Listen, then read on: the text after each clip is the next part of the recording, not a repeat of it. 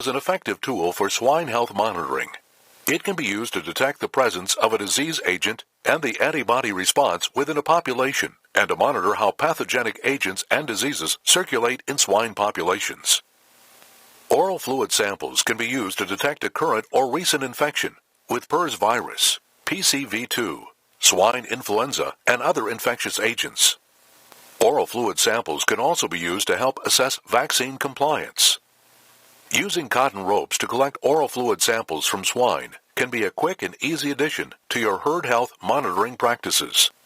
Cotton ropes can be used to collect samples from individual pigs or groups of pigs, depending on your diagnostic and surveillance needs. The supplies needed are easy to acquire and affordable.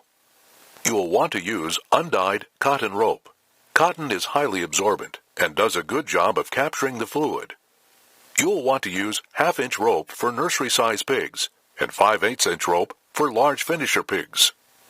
In most cases, you can simply tie the rope to the pen dividers, but in some cases, you may want to use some type of bracket to secure the rope and prevent larger pigs from working the rope loose and contaminating your sample. You will want to have cutting tools like a posting knife and a good pair of shears or scissors.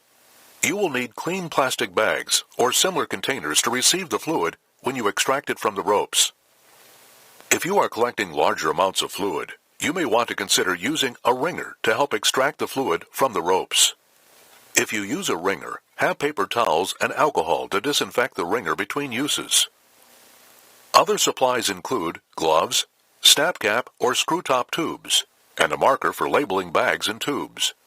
Be sure the tubes you use do not contain any additives, such as EDTA and heparin. And if you use glass blood tubes, only use the red top tubes. Keep all your supplies in a storage container, where the contents will stay clean and dry. Start by determining the length of rope you will need. You'll want your sample ropes long enough to reach the level of the pig's shoulders when it is secured. Select a clean area of the pen that is easily accessible and away from water or feed, and simply tie the rope to the pen divider. Unravel the cording of the rope to promote access for several pigs. If you have to secure the rope to something other than a pen divider, be sure it is solid and won't cause damage as the pigs pull on the rope. Do not tie ropes to feed tubes, water pipes, and electrical conduit or gas pipes. If you are having trouble securing your ropes, you may want to consider brackets.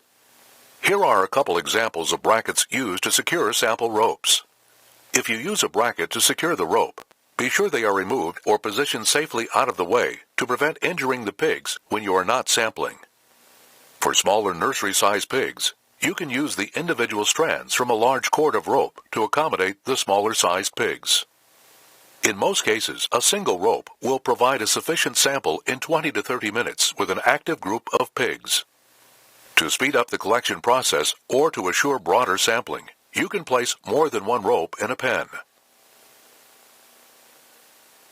To collect samples for testing, the oral fluid needs to be extracted from the ropes and placed in sample tubes on farm. The ropes themselves are not sent to the diagnostic lab because they can dry out in the process, making testing impossible. When you are ready to extract the fluid from the ropes, be sure to wear gloves to handle the sample portion of the ropes.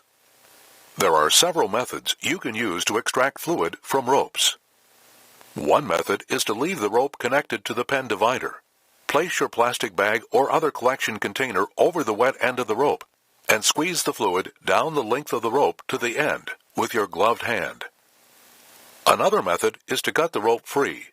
Place the soaked end in a plastic bag and extract the fluid from the rope by squeezing the outside of the bag.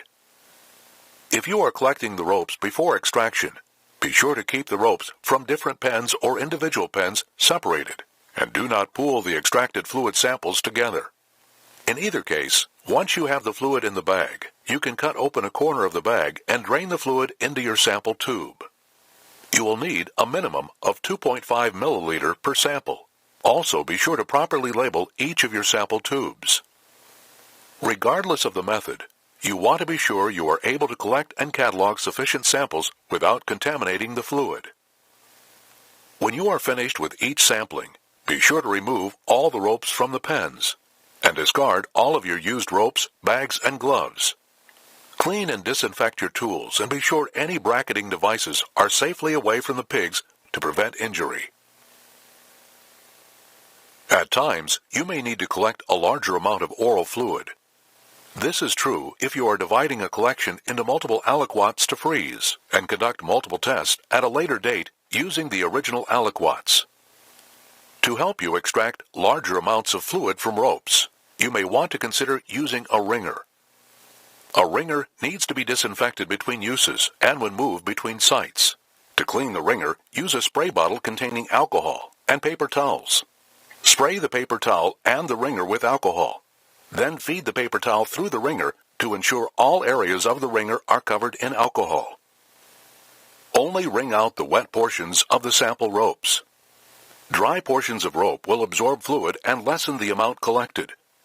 To start, place the sample ropes evenly in a large-size plastic bag, and be sure none of the rope is wadded up. Feed the bag of wet rope through the wringer at an angle, slowly. If it is done too fast, the bag will fill with air pressure and may break. As the bag moves upward through the wringer, the fluid will gather at the bottom of the bag. Tip the corner of the bag up and cut an opening in the corner to drain the fluid from the bag.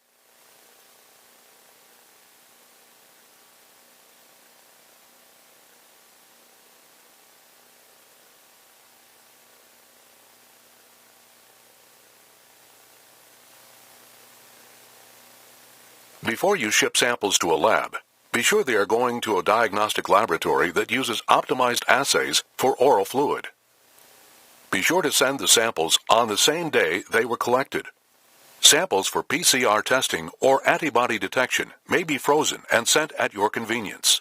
Samples for shipments to a laboratory must be prepared following the same federal guidelines required for shipment of all biologicals. To do this, pack the samples with an absorbent material in a plastic bag to prevent leaks. Next, seal the samples in a biological shipping bag. Then, place the sample package and ice packs in an insulated shipping box that is leak-proof and lined with plastic. Finally, include the correct paperwork indicating the samples are oral fluid for testing.